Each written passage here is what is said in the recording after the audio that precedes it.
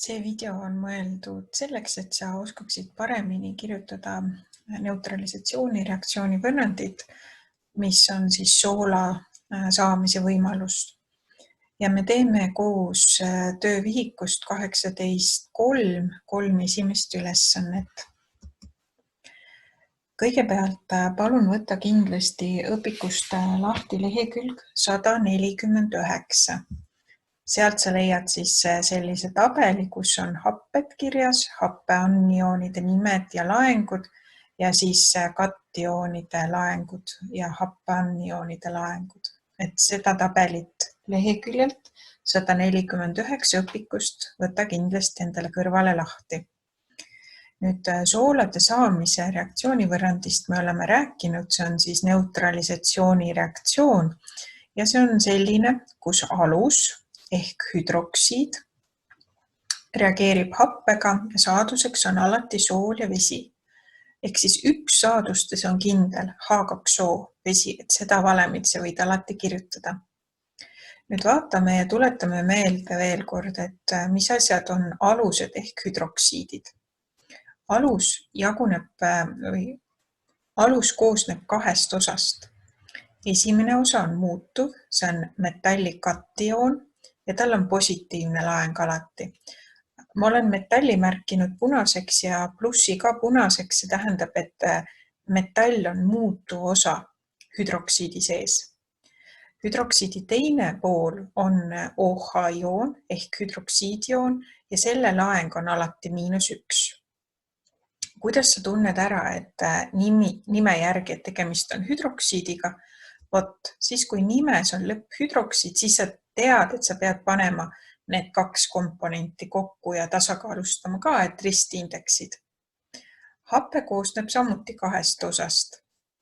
Esimene osa on muutumatu ja see on vesinikioon ja vesinikioonil on alati +1 laeng. Ja teine pool on muutuv, see on happeanioon ja selle laeng on miinusmärgiga, aga see ei pea olema -1, see on muutuv osa. Nüüd mul on märgitud, et kuidas sa saad aru, et tegemist on happega.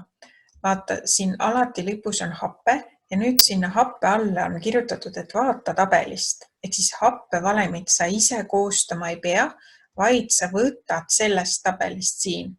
Vaata see esimene pool, HF, HCl, HBr, need on siis need happevalemid, mille sa võtad sealt ja mitte midagi enam ei muuda seal. See on õige valem juba, indeksid on paigas.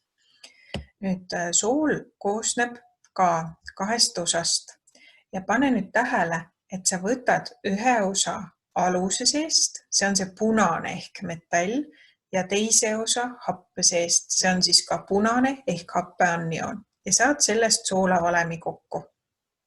Metallikatioon plus happeanioon on siis sool. Nüüd neid plussid ja miinused, nagu ma ütlesin, need on muutuvad suurused ja neid sa saad vaadata siit tabelist. Näed, liitiumil on +1, naatriumil +1, aga näiteks vasel on +2 laeng. Cl-i laeng on -1, aga SO4 laeng on -2, et sealt tabelist siis vaatad. Ja nagu ma ütlesin, siis teine saadus on alati meil neutralisatsioonireaktsioonil vesi. Nüüd hakkame kirjutama reaktsioonivõrrandit. Kaltsiumhüdroksiid ja soolhappe. Ma olen selle reaktsioonivõrrandi ära kirjutanud juba siia ette, aga analüüsime siis läbi, et kuidas sa need valemid saad. Sa tead, kaltsiumi valem on Ca. Kui ei tea, siis võtad perioodilisuse tabelist ja vaatad leht tagasi sealt õpikust. Aga hüdroksiidioon ju on alati OH. Nüüd sa panid kokku kaltsiumi ja OH, kuna kaltsiumi laeng siit sellest tabelist vaatad, et on +2 ja hüdroksiidil -1, siis sellepärast tulevad sulud ümber ja ristindeks 2. Tegelikult sa oled hüdroksiidi valemi kirjutamist juba harjutanud, et nüüd see on lihtsalt see omandatud oskus, aga ma tuletasin sulle uuesti meelde. Nüüd soolhappe valemi võtad sa siit sellest tabelist, HCl, ehk siis happevalemi võtad alati tabelist. Nüüd minul on siin märgitud ära, et kaltsium on punaselt ja Cl on punasest. Võta alati, sa võid endale näiteks hüdroksiidile, metallile joone alla tõmmata ja happeannioonile joone alla tõmmata ja pane nüüd need kaks asja omavahel kokku. Alati see, mis on esimesel kohal, on ka tekkinud aines esimesel kohal ja kloor on teisel kohal, sest ta oli lähteaines ka teisel kohal. Ja nüüd, kust ma tean, et siia indeks 2 tuleb, kuna kaltsiumi laeng on +2 ja Cl-i laeng on -1, siis risti indeksi paned. Ja jällegi laenguid vaatad näed siit selle koha pealt.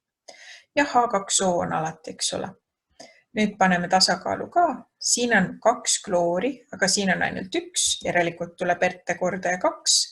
Nüüd mul on siin 2 vesinikku plus 2 vesinikku, 4 vesinikku kokku lähteainetes, aga siin on ainult 2, järelikult panen RT-kordaja 2, et 2 korda 2 on ka 4.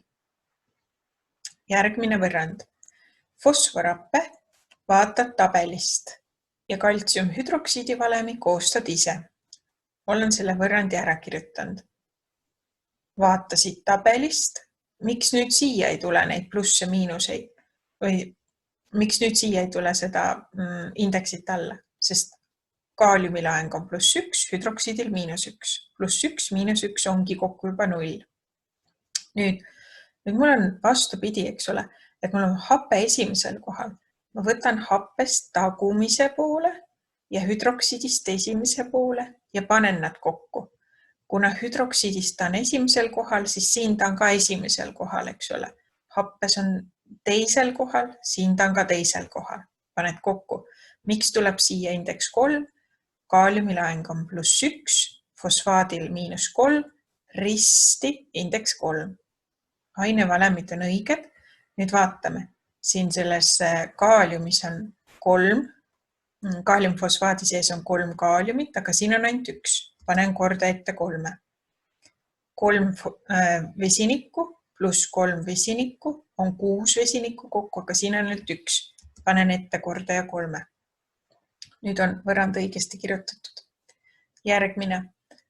Nüüd on hüdroksiidil märgitud, et rauaoksüdatsiooniaste muutub, raud 3 hüdroksiid. See tähendab seda, et rauaoksüdatsiooniaste on 3. Kui ma teie töid parandasin, siis tihtilugu siin oli eksimust, et kuhu see 3 kirjutada. See 3 tuleb nii nagu siia ristindeks 2, siis ristindeks 3, mitte kohe raua alla, eks ole. Nii, ehk siis reaktsiooni võrrand tuleb raud 3 hüdroksiid, sest raua oksüdatsiooniaste on 3 ja hüdroksiidil -3. Nüüd soolhappe valemi vaatasin siit. Panen esimese poole ja teise poole omavahel kokku. Kuna raua oksüdatsiooniaste on 3 ja klooril -1, siis risti indeks 3. Ja tasakaalustame ka reaktsioonivõrrandi. Kloori on saadustes 3. Järelikult lähteainetes tuleb ka 3 ette panna. 3 vesinikku plus 3 vesinikku, 6 vesinikku kokku, siin on ainult 2. Järelikult paneme ette kordaja 3, et saaks 6 vesinikku. Palun kirjuta nüüd neid reaktsioonivõrrandeid, mis ma sulle ette olen kirjutanud tähelepanelikult, et sa selles vigu enam ei teeks. Et ma olen märganud, et kuigi ma olen reaktsioonivõrrandid ette kirjutanud, et siis tulevad ikkagi vead sisse. Palun ole tähelepanelik, ära seal vigu tee. Ja nüüd ole ka tähelepanelik see, et proovi mõelda, mis ma sulle siin rääkisin, et kuidas sa need reaktsioonivõrrandid siis kirjutad ja kuidas sa nad lõpetad, et ainevalem oleks õigesti kirja pandud ja reaktsioonivõrrand oleks ka tasakaalus. Ja nii nagu ikka, et kui sa oled selle ülesande ära teinud, siis palun tee pilt ja saada mulle.